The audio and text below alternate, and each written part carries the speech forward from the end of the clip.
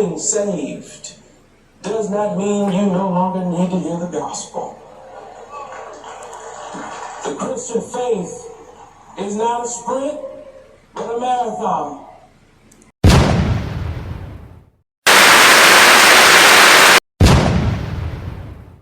Mega church with more than 24,000 members that was founded by West's dad. Now, while spreading that good word, he was also spreading disease.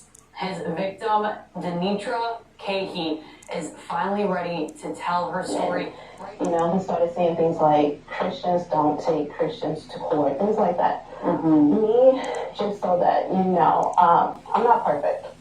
The woman who got herpes from a Houston pastor is telling her story. A judge ordered Pastor Ralph Douglas West II to pay this victim $2.45 million in damages after a jury found that he gave her herpes. He's a pastor at the Church Without Walls.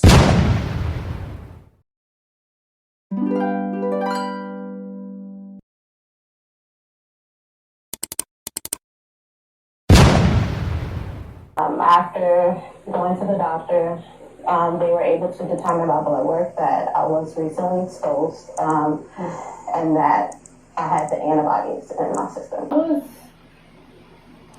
I was scared because I didn't know exactly what all come with that. I didn't know what to expect. I didn't know how it would affect my life.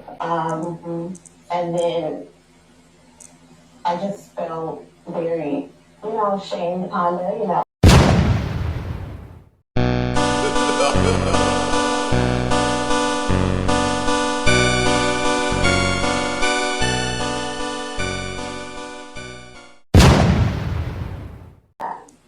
And so it was times to where he would use my love for God and that softness in me and my belief, and he would try to play on that. I knew about this, and you didn't tell me. And now, how do I move on from it? And he was like, well, you're tied to this now. Like, just very cocky, and he played a lot mentally with that. And I went back and forth, oh God, what do I do? You also tell Ms. Kagan before I filed suit that Christians don't take Christians to court? I'll tell her that's in the scripture. We're talking about a spiritual war. This is something I'm really going to have to deal with because it's not okay. I said earlier, say to you, Christians don't take Christians to court. Christians turn the other cheek and marry me as no other man will want to be with you, and also said that your family and father would be devastated by the news. And I feel like it's just, those are terrible. He started to intimidate me with physical sending, using his power and position to send people in kind of high places to come and intimidate me and to scare me out of pursuing legal action. And that's when I knew, if you were going to go to that extent to keep me silent, you've done this before. And that's when it clicked to me, you're not the first one. You can't be the first one. Because of the way you make it worse by, physically and trying to intimidate me now. People to intimidate me at that twist that and use biblical things to try to, and you have to tell your story, because if I don't, I knew there would be more after me. There would be more after me. There would be more after me. And I could not live knowing you did this to me, you silenced me, and now you're out there, and I would feel so responsible for that next woman to go through that. Recall whether you told her during the spring of 2017 that you did not have any sexually transmitted diseases. I don't recall telling her that. Do you recall her asking you about that? No. So trial, it was, just him, his attorney, myself, my attorney, the jury.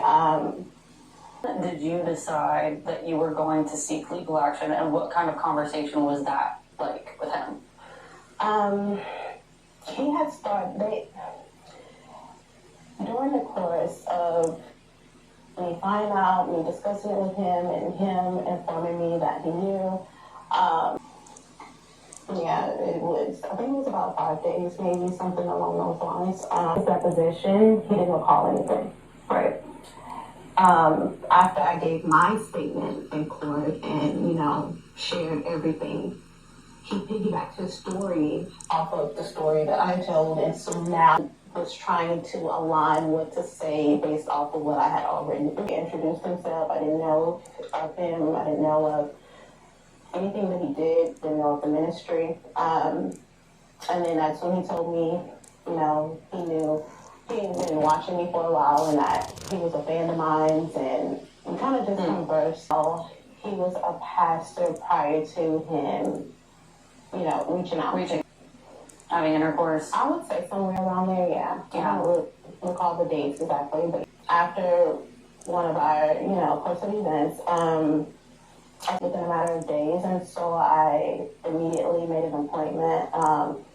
And while waiting for my appointment, I even informed him, something is just not right, Yeah. I need to go talk to him and let him know this is what is going on with me. Yeah. And so when I went to have that conversation with him, it was at that moment of that conversation that's when I learned that he knew he had it and he had felt it. And he told me it came from his son's mom. I don't know whether or not where he, that's just what he told me, and that he did know he had it, and that, he felt shamed and didn't know how I would respond to it. Had any empathy at all? No, he did not. It was even at one point, I started just freaking out a little bit, and I was like, what do we do?